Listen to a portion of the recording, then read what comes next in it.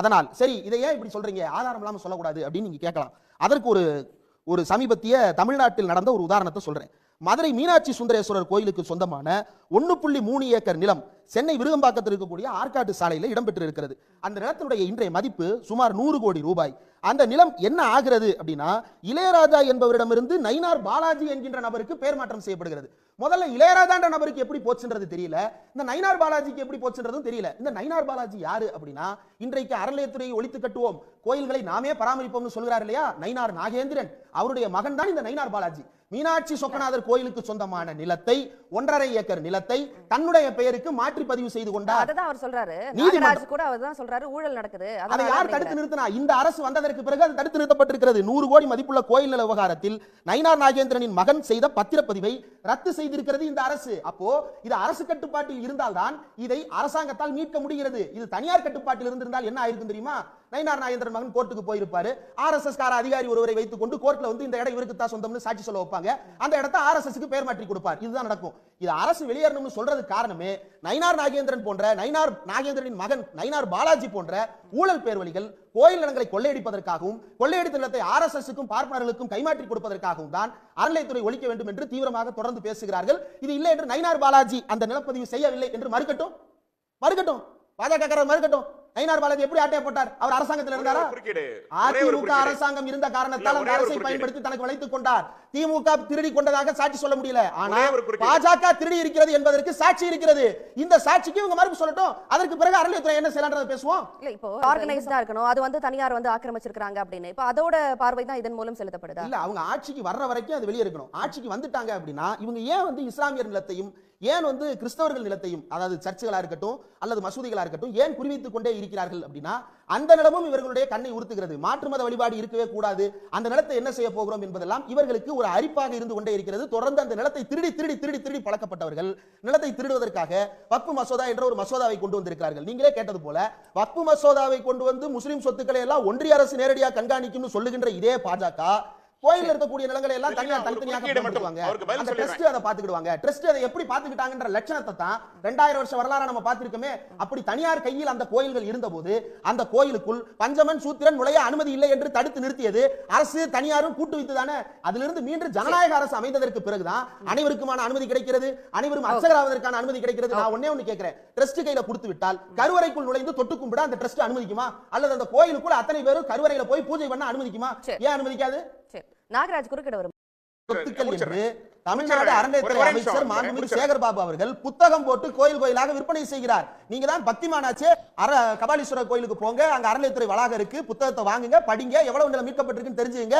ஒவ்வொரு மாதமும் ஜனவரி மாதத்தில் மட்டும் 7400 ஏக்கர் அறநிலையத்துறைக்கு சொந்தமான நிலம் மீட்கப்பட்டிருக்கிறது. இப்படி மாதம் ஆயிரக்கணக்கான கோடி ரூபாய்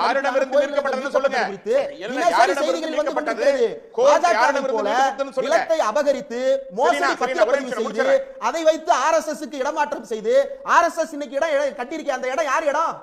RSS டெல்லி அலுவலகத்தில் கட்டியிருக்க அந்த இடம் யார் இடம்? கோயில் இடம். கோயில் இடத்துல RSSக்கு என்ன வேலை?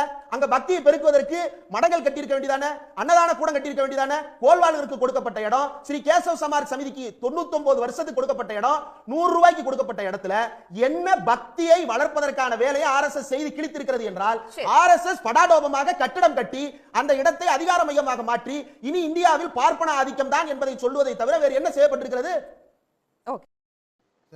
அறநிலையத்துறை இருக்கக்கூடாது அப்படின்றத குறித்து நயினார் நாகேந்திரன் இந்து முன்னணியினுடைய கூட்டத்தில் தான் பேசியிருக்கிறார். அவருக்கு அந்த முழக்கம் கூட வரல, பின்னாடி இருக்கக்கூடிய பேனரை பார்த்து தான் வாசிக்கிறாரு. நமது கோயில் நாமே பாதுகாப்போம் அப்படின்னு சொல்லிட்டு, நமது கோயிலை நாமே எப்படி பாதுகாக்க போகிறோம் அப்படின்ற கேள்வி இருக்கிறது. முதல்ல 2 வகையான கோயில்கள் இருக்கிறது. கோயில்கள் எல்லாமே அரசு கட்டுப்பாட்டில் இருக்கா? கிடையாது.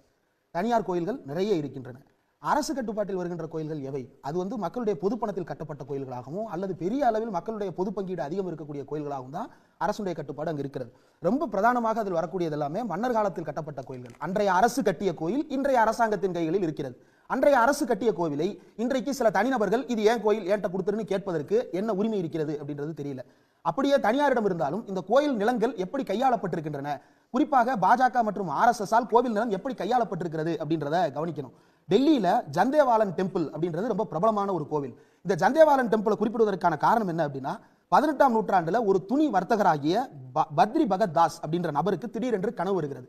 ஒரு இடத்தில் சாமி இருக்கிறது அப்படின்னு. உடனடியாக என்ன செய்கிறார், அந்த காட்டு பகுதியில் யார் யாரெல்லாம் நிலம் வச்சிருந்தாங்களோ எல்லார்ட்ட இருந்து நிலத்தை வாங்கி அந்த இடத்துல ஒரு சிலையை பிரதிஷ்டை பண்ணி ஒரு கோயில் ஒன்றை கட்டுகிறார். 1944 அந்த பத்ரி பகத் தாஸ் அப்படின்றவருடைய பேரனாகிய ஷியாம் சுந்தர் அப்படின்ற நபர் கொள்ளு பேரன் என்ன செய்கிறார்னா, பத்ரி பகத் ஜந்தேவாலன் டெம்பிள் சொசைட்டி அப்படின்னு ஒரு சொசைட்டியை ரிஜிஸ்டர் பண்றாரு 1944. சொசைட்டி ரிஜிஸ்ட்ரேஷன் பண்ணப்பட்ட 3 ஆண்டுகளில் 1947 ஆகஸ்ட் 1 சுதந்திரம் கிடைப்பதற்கு 2 வாரங்களுக்கு முன்னால் 12,000 சதுர மீட்டர் பரப்பளவு இடம் எம்.எஸ். கோல்வால்கர் என்கின்ற 2வது RSS தலைவராக இருந்த நபருக்கு லீஸுக்கு கொடுக்கப்படுகிறது. 99 வருஷ லீஸு கொடுக்கப்படுகிறது. ஏன் கொடுத்தீர்கள் என்று கேட்கப்பட்டதற்கு, இந்த இடத்தினுடைய தரத்தை மேம்படுத்துவதற்காகவும் இங்க இருக்கக்கூடிய ஆக்கிரமிப்புகளை அகற்றுவதற்காகவும் நான் கோல்வால்கருக்கு 99 வருஷ லீஸுக்கு இந்த நிலத்தை கொடுத்திருக்கேன்னு சொல்றாரு. அப்படி கொடுக்கப்பட்ட நிலம் அந்த பர்பஸ்க்கு தான் பயன்படுத்தப்பட்டதா அப்படின்னா இல்ல.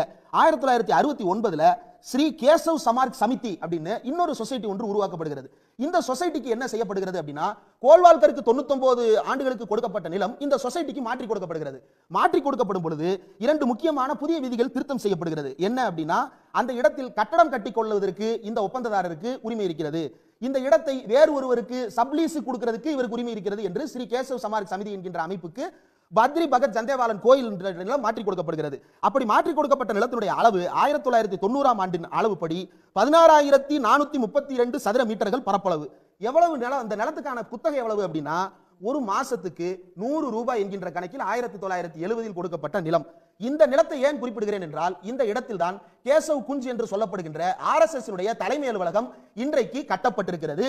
ஆக இவர்கள் கோவில் நிலத்தை குடிவிப்பதற்கு காரணம், அறநிலையத்துறை கூடாது என்று சொல்வதற்கான காரணம், அது தனியார் கைகளுக்கு போனால் அந்த தனியார் கைகளில் இருந்து அந்த நிலத்தை எப்படியாவது RSSக்கு கைமாற்றிக் கொள்ளலாம் அல்லது வேறு சிலருடைய அதிகாரத்திற்கு பயன்படுத்திக் கொள்ளலாம் என்பதற்காகத்தான். இது குறித்து டெல்லி டெவலப்மெண்ட் அத்தாரிட்டிக்கும் பத்ரி பகத் ஜந்தேவாலன் டெம்பிள் சொசைட்டிக்கும் இடையில 80கள் 90களில் வழக்கு நடக்கிறது. அந்த வழக்குகள்ல மாறி மாறி வாதங்கள் போகிறது. இந்த இடம் யாருக்கு சொந்தம் என்கிற கேள்வி வரும் பொழுது டெல்லி டெவலப்மெண்ட் அத்தாரிட்டி என்ன செய்யுது தெரியுமா, அந்த கேஸ்ல அப்பீரே ஆகல. அதனால என்ன ஆகுது அப்படின்னா, இவங்க அப்பீரே ஆகலன்றதுனால நீதிமன்றம் ஒருதலை பட்சமாக இந்த நிலம் இவர்களுக்கே சொந்தம் என்று தீர்ப்பை கொடுக்கிறது. அப்போ நீதித்துறையையும் வளைத்து, பத்ரி பகத் ஜந்தேவாலன் டெம்பிள் சொசைட்டியை வளைத்து, டெல்லி டெவலப்மெண்ட் அத்தாரிட்டி என்று சொல்லப்படக்கூடிய பியூரோக்ரசியை வளைத்து, இப்படி எல்லாவற்றையும் வளைப்பதற்கு அந்த இடம் தனியார் கையில் இருக்க வேண்டும், அந்த கோயில் தனியார் கையில் இருக்க வேண்டும். அப்போதான் அவர்களால் செய்ய முடியும்.